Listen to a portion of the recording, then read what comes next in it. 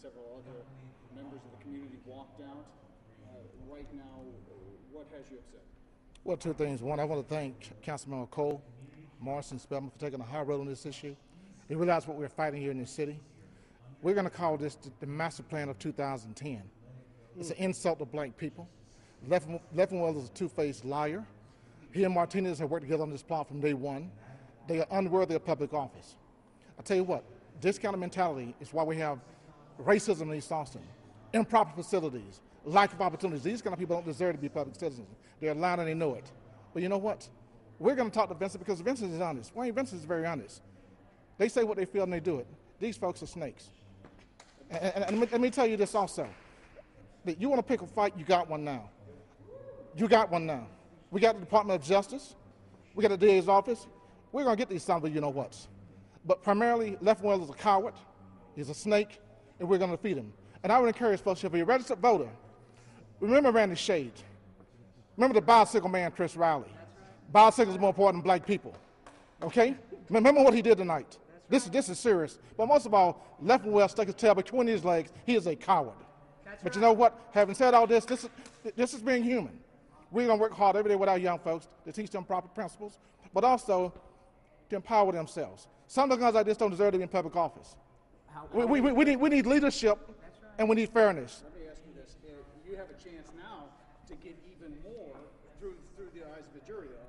Well, two things. First of all, we know that in these kind of cases, 95% are settled outside of court. This is unprecedented in Austin's history. But remember, these are black kids. Their lives are not valued. And Martinez knows that, and so does Leffenwell. So for them to say something like that is totally disingenuous. They were made up 2 weeks ago. They don't want to support this. And also, so you know this, it's also an attack on the city manager. This is an attack on the city manager. They don't respect him. There's no way of messing with him. But having said all this, there are things called polls, and people can vote. So remember Randy Shade. Remember Riley. Remember our next mayor who want to be Martinez. Remember Leffenwell. We're going to defeat them in the street, wherever it takes. But to the police union, at least you're honest. There's some good cops here. We're going to work with you. But at the same time, we're going to fight for justice. Once again, you have the DA's office that's still open and Department of Justice. But this is incredible. This is an insult to this whole country. And you know what? For the business folks who want to come to Austin, Texas, this is a white skin privileged city. So if you're going to do a conference here, think about going elsewhere. You want to lose money? Okay, you pick the war. We're going to fight it on every front available. And I'll see you on the battlefield.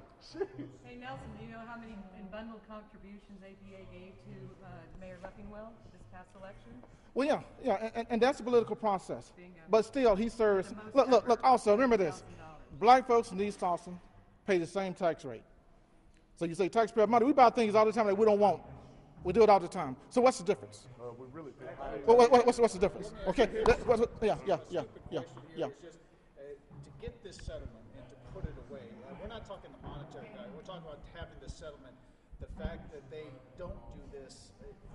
I mean, why to you is it so important to get this settlement and be done with? Because one, let's face it, this is the same folks who couldn't even read the Key Point report. That's right. They ignored it for 6 months.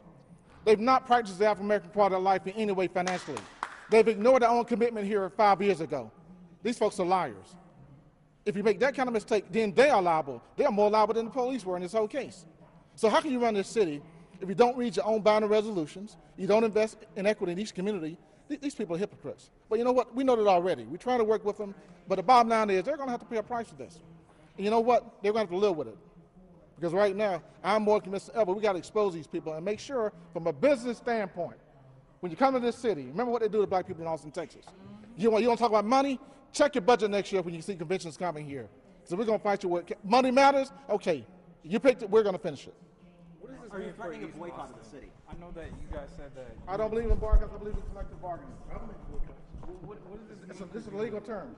Like a legal term is collective bargaining. That's important. Okay, that's important. Folks chose where to spend their money. They want to spend their money. We have the same choice. This is our choice. But if we for unity everyone's sort of look. There are good folks. Look, you heard Morrison tonight. You heard Cole. You heard Spellman. There are good folks here. One vote. We're talking about one vote against folks who obviously live for money only. So we're right there.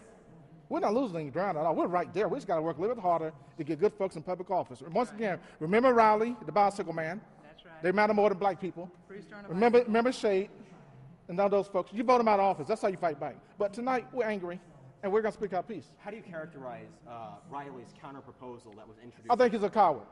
I think he's a two-faced coward. So what does this mean for unity with the police department? Look, you only get unity through justice. Once again, the police are fairly honest. They'll tell you how they feel. I can handle that. But these folks here speak with a forked tongue. So you're still willing to work with them? Of course. We have to.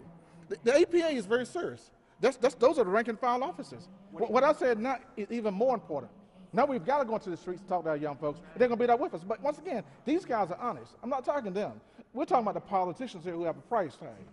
That's what the problem is. Not on the street, it's with the politicians because they endorse this kind of stuff, and that's why it continues. What do you think the reaction in East Austin is going to be to the news? Look, black folks know in this city, we don't have a thing called justice. This is white racism at its very best. And it's also contrived. It was contrived by Martinez and Leffenwell. But you know what? It's going to all come out. It's going to all come out. What's the next step? Next up, we're going to see Benson on the 22nd in East Austin. Work there, work hard. But also educate folks to get out and vote. You see, if we vote more often and more active, we can get people like Riley off the council. When this guy was running for office, he stayed in East Austin. So remember what he said tonight to get his hand off the city council. Once again, Riley, Shade, remember all of them, Martinez, Leffenwell. We're going to target them. That's how we change the system. But I'm being very honest tonight. This is an insult to my territory. Organized. And run for office. Get these cowards out of here. Let's run people from the